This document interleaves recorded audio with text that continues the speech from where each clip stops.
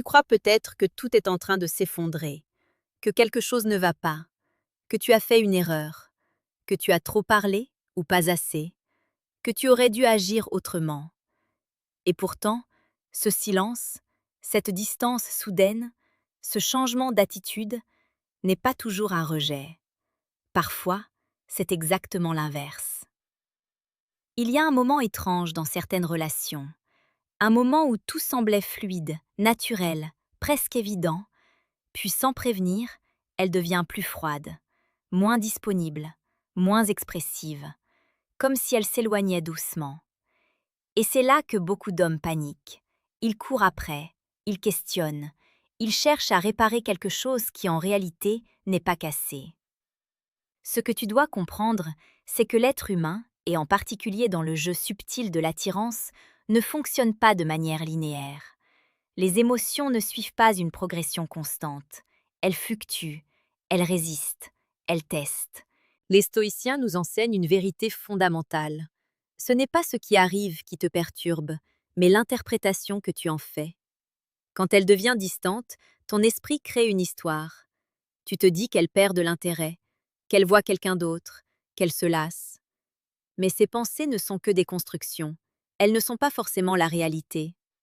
Marc Aurèle rappelait que nous souffrons plus souvent de nos imaginaires que des faits eux-mêmes. Et ici, le fait est simple. Elle change de comportement. Tout le reste est projection. Maintenant, regarde la situation sous un autre angle. Une femme qui commence à ressentir quelque chose de réel, de profond, ne réagit pas toujours en s'approchant davantage. Parfois, elle recule. Non pas parce qu'elle ne veut pas, mais parce qu'elle commence à vouloir trop. Ce recul n'est pas du désintérêt, c'est une forme de protection.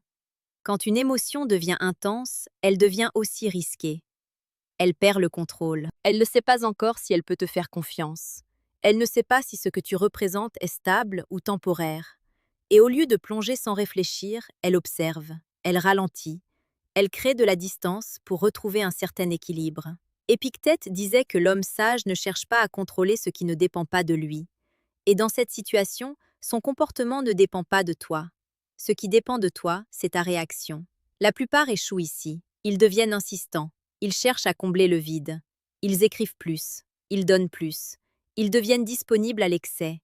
Et sans s'en rendre compte, ils détruisent ce qui était en train de se construire. Parce que l'attraction ne se nourrit pas du besoin. Elle se nourrit de la tension, du mystère, de la maîtrise. Sénèque expliquait que celui qui dépend de l'extérieur pour sa tranquillité devient esclave. Et quand tu commences à dépendre de son attention pour te sentir bien, tu perds ton centre. C'est là que tout bascule. La distance qu'elle crée devient un test silencieux. Non pas un jeu manipulateur, mais un mécanisme naturel. Elle veut voir si tu restes stable, si tu gardes ta direction, si tu es capable d'exister sans te déséquilibrer à la moindre variation émotionnelle. Et la vérité, c'est que très peu d'hommes réussissent ce test, parce qu'ils veulent une réponse immédiate, une validation, une certitude. Mais la vie ne donne pas toujours de réponse claire, et encore moins dans les relations humaines. Alors au lieu de chercher à comprendre chaque détail, chaque message, chaque silence, apprends à observer sans t'attacher. Regarde ce qu'elle fait, mais ne t'y accroche pas. Un homme ancré dans une philosophie stoïcienne ne réagit pas impulsivement. Il prend du recul, il analyse, il agit avec intention, pas avec émotion. Et c'est précisément cette attitude qui devient irrésistible. Parce que dans un monde où tout le monde réagit, celui qui reste calme devient rare. Celui qui ne court pas après devient intrigant. Celui qui ne perd pas son équilibre devient puissant. Imagine un instant deux hommes face à la même situation. Le premier panique. Il envoie plusieurs messages. Il cherche à comprendre. Il montre son inquiétude. Le second, lui, continue sa vie. Il reste centré. Il ne suranalyse pas. Il laisse l'espace exister. Lequel des deux, selon toi, crée le plus d'attraction? Le paradoxe, c'est que plus tu cherches à te rapprocher quand elle s'éloigne, plus tu accélères cette distance. Et plus tu respectes cet espace, plus elle commence à revenir. Pas parce que tu joues un rôle, mais parce que tu incarnes une stabilité qu'elle ne trouve pas ailleurs. Marc Aurèle écrivait que la meilleure vengeance est de ne pas ressembler à celui qui t'a blessé. Ici, la meilleure réponse n'est pas de jouer au même jeu émotionnel, c'est de rester aligné. Tu ne combats pas la distance par la poursuite, tu la traverses par la maîtrise. Et cette maîtrise ne vient pas d'une technique, elle vient d'un état d'esprit. Un état où tu comprends que ta valeur ne dépend pas de son comportement. Un état où tu n'as pas besoin de forcer pour exister. Un état où tu sais que ce qui est destiné à rester n'a pas besoin d'être poursuivi avec désespoir. Mais attention, rester stoïque ne signifie pas être froid ou distant volontairement. Ce n'est pas une stratégie de manipulation, c'est une posture intérieure. Tu peux être présent sans être envahissant. Tu peux être intéressé sans être dépendant. Tu peux être attentif sans être anxieux. Et c'est cet équilibre qui change tout. Parce qu'au fond, ce qu'elle cherche inconsciemment, ce n'est pas un homme parfait, c'est un homme stable. Un homme qui ne s'effondre pas à la moindre incertitude. Un homme qui ne cherche pas à contrôler ce qu'il ne comprend pas encore. Un homme qui sait attendre sans perdre sa valeur. Et c'est là que la distance devient révélatrice. Elle ne montre pas seulement ce qu'elle ressent. Elle révèle qui tu es. Il y a une chose que peu d'hommes réalisent, et pourtant, elle change complètement la dynamique d'une relation. Lorsqu'une femme commence à développer un attachement réel, elle entre dans une phase intérieure beaucoup plus complexe que ce que son comportement laisse paraître. Elle ne se contente plus de ressentir.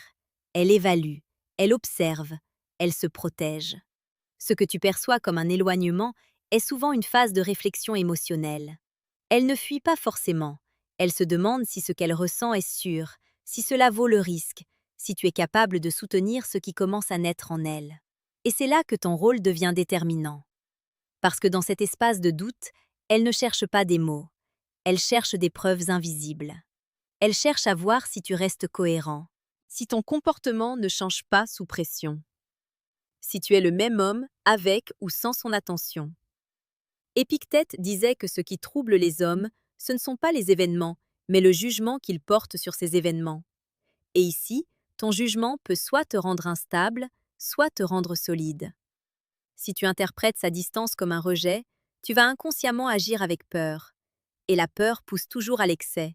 Trop de messages, trop d'explications, trop de présence. Mais si tu comprends que cette distance est une phase naturelle, tu changes complètement ton énergie. Tu ne cherches plus à combler le vide, tu le respectes. Et dans ce respect, quelque chose de puissant se produit. Tu redeviens centré. Tu redeviens maître de ton rythme. Tu redeviens un homme qui avance, indépendamment de ce qu'elle fait. Sénèque écrivait que celui qui est partout n'est nulle part. Et c'est exactement ce qui arrive quand tu deviens trop disponible. Tu perds ton mystère, tu perds ta valeur perçue. Tu deviens prévisible. Or, l'attraction se nourrit de l'imprévisible maîtrisé. Pas du chaos, mais de cette capacité à ne pas être entièrement acquis. Quand elle s'éloigne, elle observe si tu vas t'effondrer ou si tu vas rester droit. Et c'est dans ce moment précis que beaucoup révèlent leurs insécurités les plus profondes. Ils demandent des comptes trop tôt. Ils cherchent à définir la relation alors qu'elle est encore en construction. Ils veulent une certitude là où il n'y a encore qu'une émotion naissante. Mais la vérité, c'est que vouloir figer quelque chose trop tôt, c'est souvent le tuer. Marc Aurèle rappelait que tout ce qui existe est en mouvement constant. Les relations ne font pas exception. Elles ont besoin d'espace pour respirer, pour évoluer, pour se transformer. Et paradoxalement, c'est cet espace qui permet à l'attirance de se renforcer. Parce que l'absence crée une forme de réflexion. Elle pense à toi, elle se demande ce que tu fais. Elle ressent ton manque, mais uniquement si tu ne remplis pas chaque silence. Un homme qui comprend cela ne cherche pas à occuper tout l'espace. Il laisse des vides, des respirations, des moments où elle peut revenir d'elle-même. Et ce retour, quand il est spontané, a bien plus de valeur que toutes les réponses que tu pourrais forcer. Il y a une forme de puissance silencieuse dans le fait de ne pas réagir immédiatement. Pas par stratégie, mais par maîtrise. Tu choisis quand répondre. Tu choisis comment répondre. Tu ne subis pas le rythme, tu le crées. Et cette capacité à ne pas être esclave de l'instant est profondément attirante. Parce qu'elle reflète quelque chose de rare, le contrôle de soi. Épictète insistait sur le fait que la liberté commence là où s'arrête la dépendance. Et dans les relations, cette dépendance est souvent émotionnelle. Tu attends un message, tu attends un signe, tu attends une validation. Et sans t'en rendre compte, tu remets ton bien-être entre ses mains. Mais un homme libre ne fonctionne pas ainsi. Il apprécie, mais il ne dépend pas. Il ressent, mais il ne s'accroche pas. Il avance, avec ou sans réponse immédiate. Et c'est précisément cette liberté qui attire, parce qu'elle crée une dynamique inversée. Au lieu que tu cherches son attention, c'est elle qui commence à chercher la tienne. Au lieu que tu combles le silence, c'est elle qui ressent le besoin de le briser. Mais attention, cela ne fonctionne que si c'est authentique. Si tu fais semblant d'être détaché tout en étant intérieurement dépendant, cela se ressentira. Le stoïcisme n'est pas un masque, c'est un travail intérieur, un travail où tu apprends à te suffire à toi-même, à ne pas laisser tes émotions dicter tes actions, à ne pas réagir impulsivement à chaque variation extérieure. Et ce travail transforme profondément ta présence. Tu deviens plus calme, plus posé, plus difficile à perturber. Et dans un monde rempli de réactions rapides et de comportements prévisibles, cela te rend magnétique. Il y a aussi une autre dimension que tu dois comprendre. Quand une femme devient distante après avoir montré de l'intérêt, elle teste inconsciemment ta solidité émotionnelle. Elle ne te le dira pas. Elle ne le planifie même pas toujours consciemment. Mais elle observe. Elle observe si tu changes, si tu deviens insécurisé, si tu perds ton axe. Et ce test n'est pas là pour te piéger, il est là pour la rassurer. Parce qu'au fond, elle cherche quelqu'un sur qui elle peut s'appuyer émotionnellement. Quelqu'un qui ne vacille pas au premier doute. Quelqu'un qui ne s'effondre pas dans l'incertitude. Et si tu passes ce test, quelque chose change. Elle commence à te voir différemment. Pas comme un homme parmi d'autres, mais comme une présence stable. Et la stabilité, aujourd'hui, est plus rare que le charme, que l'apparence ou que les mots. C'est ce qui fait la différence entre une attirance passagère et un attachement profond. Mais pour incarner cette stabilité, tu dois accepter une chose difficile. Tu ne contrôles pas le moment où elle revient. Tu ne contrôles pas la vitesse à laquelle elle évolue. Tu ne contrôles pas ce qu'elle ressent exactement. Et vouloir contrôler ces éléments te fera perdre ton équilibre. Sénèque disait que vouloir que les choses arrivent comme tu le souhaites est une source de souffrance. Accepte plutôt qu'elles arrivent comme elles arrivent. Cela ne signifie pas être passif.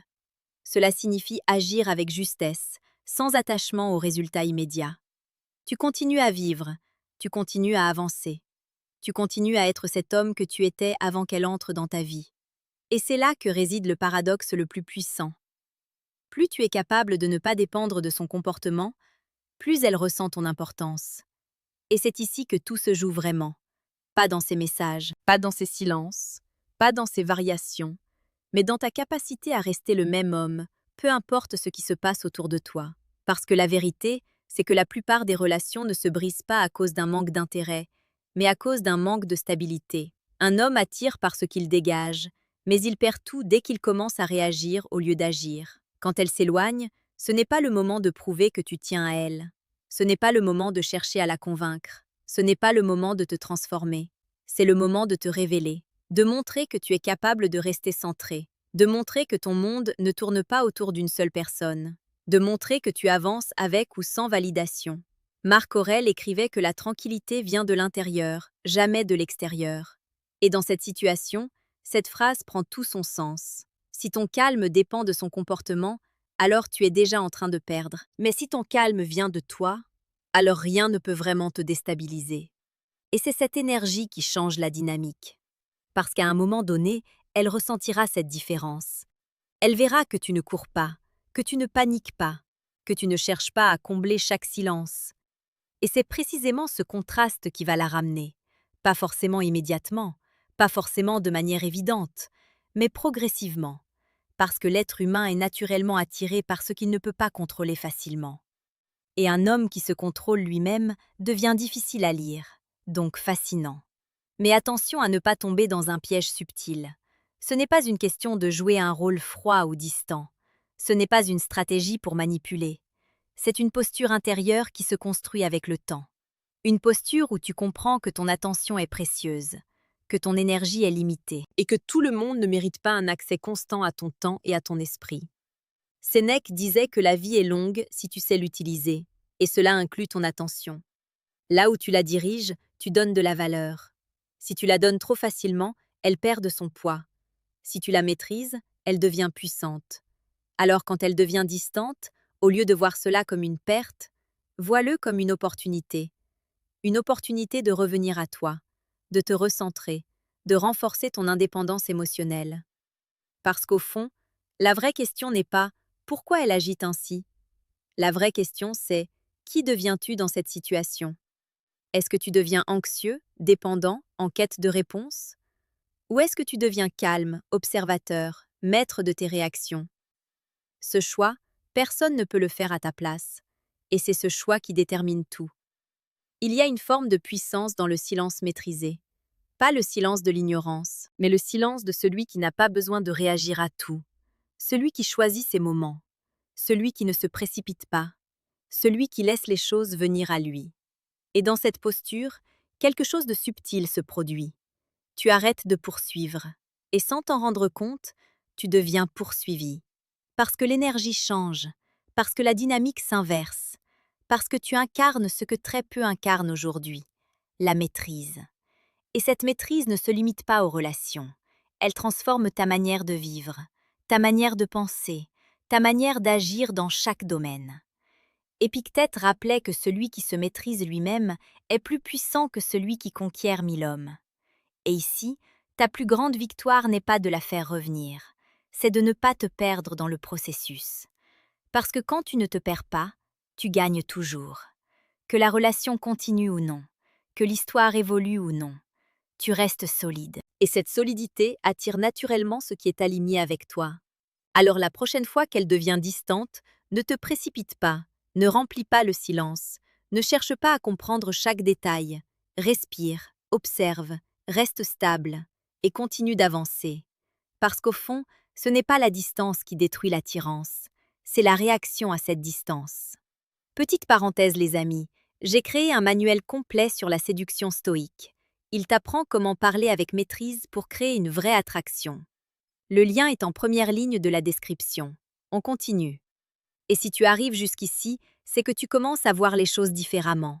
Alors garde cette dynamique. Continue d'affiner ton état d'esprit. Et si ce type de réflexion te parle, tu sais déjà ce qu'il te reste à faire. Rappelle-toi simplement de ceci. Ce que tu contrôles, c'est toi. Ce que tu ne contrôles pas, c'est le reste. Et toute ta force réside dans cette distinction. Deviens cet homme qui ne dépend pas, et tu deviendras celui qu'on ne peut pas ignorer.